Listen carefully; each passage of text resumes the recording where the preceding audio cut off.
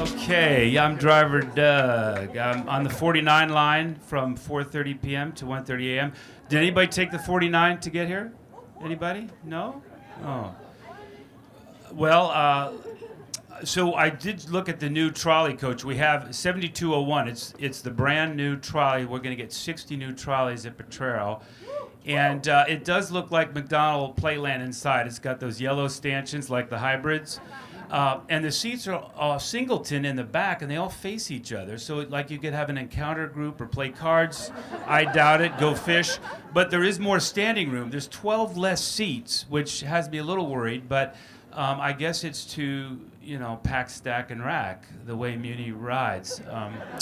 I'm not going to do the 49 this summer because, we got rid of those big old boxy ones that we had that really could pick up a lot of people.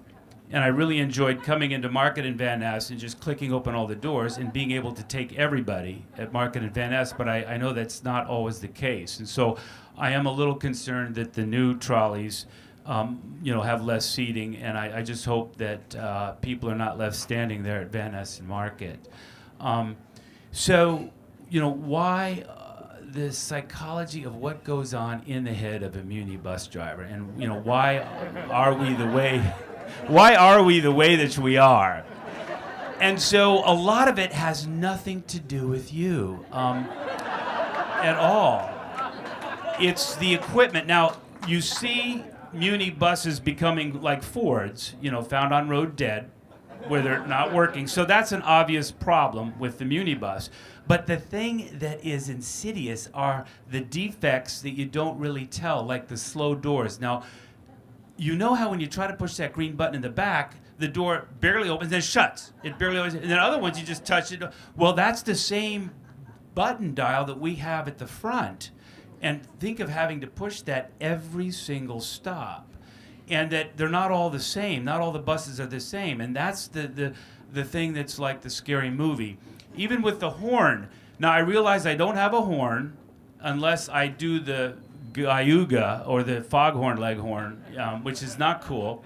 So that's why I like the dee-doo, dee-doo. I use the right turn signal, that nice little beep, beep, beep. That's a lot friendlier, and people see that when I'm pulling into the stop. So what I'm trying to do is just give you the beginning of the day of the life of Driver Doug, which is the doors or the horn or turn signal or the air, just getting the bus to come alive. It's called morning sickness.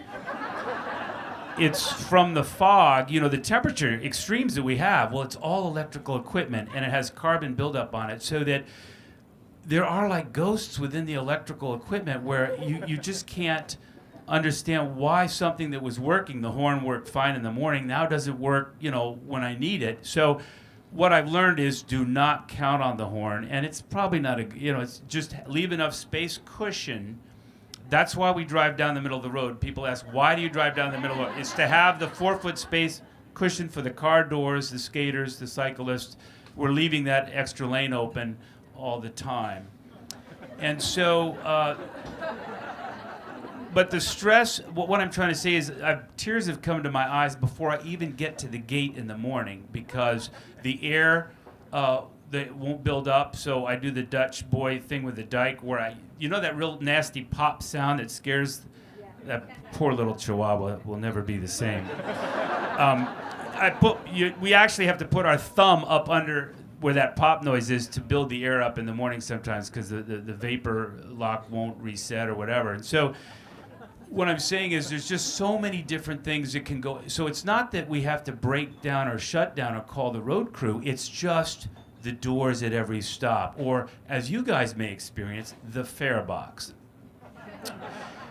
That dollar bill will just not go in the fare box. But you can tell a lot about a person's karma. If they're willing to pay the fare, the bill goes right in. But you can see those that maybe have been hit by the fare inspector that never really, oh yes, you're actually coming to the front door for the first time to put in $1. And so the learning curve is not good if you're the first one to the door. So I'm trying to be a public service. So, okay, tips. What are we looking at when we're coming up to the bus stop? We're looking at your hands to see who's ready. So turn away, smoking on the cigarette or on the cell phone is not ready. So if you want to be the man or the girl that gets the bus to stop right where you're standing, when the bus is a block and a half away, so it's at the red light, for example, right when the light turns green, okay, so it's just like this. This is taxi, and this is muni, right? Like remember the lantern, the caboose, the red light with the caboose thing, right? So if you signal see, it's not a bus, it's a person driving a bus, and so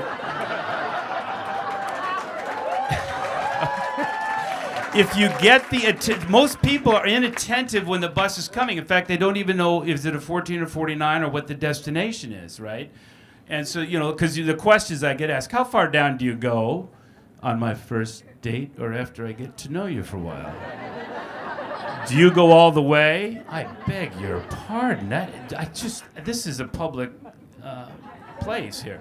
Or the number one question, which I think you guys get, do you go to Fisherman's Wharf at Powell at 5th and Market? And think about it. So you're in your mind of getting the big picture, and so now you've got to convert over to, okay, well, there's a 19 up by the Orpheum up there by Hyde. That goes to Fisherman's Wharf. There's the 30 back there at 3rd Street. And 8X, right? There's the 39 Coy Tower. And so, I forget the F streetcar goes to the Fisherman's Wharf. It's the most obvious answer right there. And so switching modes to Google Maps or Apple Maps from, the driving brain is sometimes what throws us off and also can add to, the PSR or the discourtesy. And that's why I won't do the F, because I like just driving locals on the 14 or 49. I just can't be Mr. Information 24/7 at 5th and 4th Streets on a Saturday afternoon and try to explain, what the fare price is and blah, blah, blah. So there's dollar curl. Remember that if there's a bent up corner in the dollar, the rollers, it goes this way, not this way. So dollar curl is best given with a fold going down into the rollers.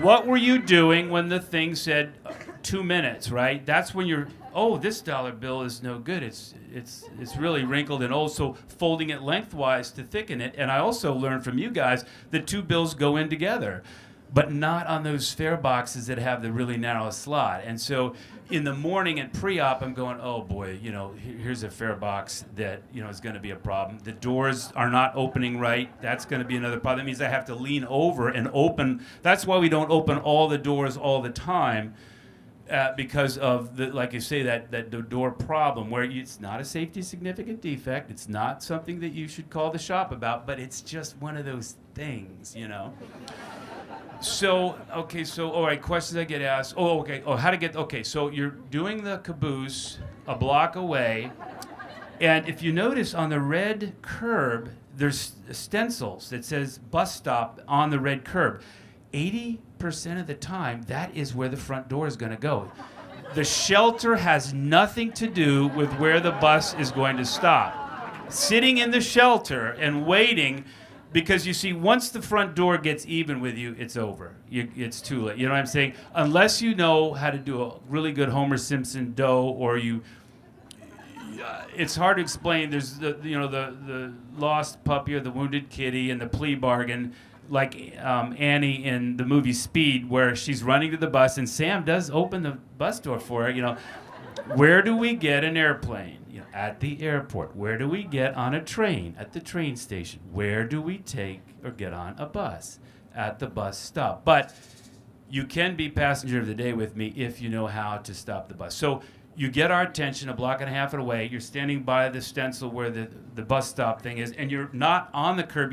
As soon as you see us moving to it, you do move 2 feet away from the curb and not right in front of the shelter wall thing. That is not safe. That mirror is going to get your head if you're not careful.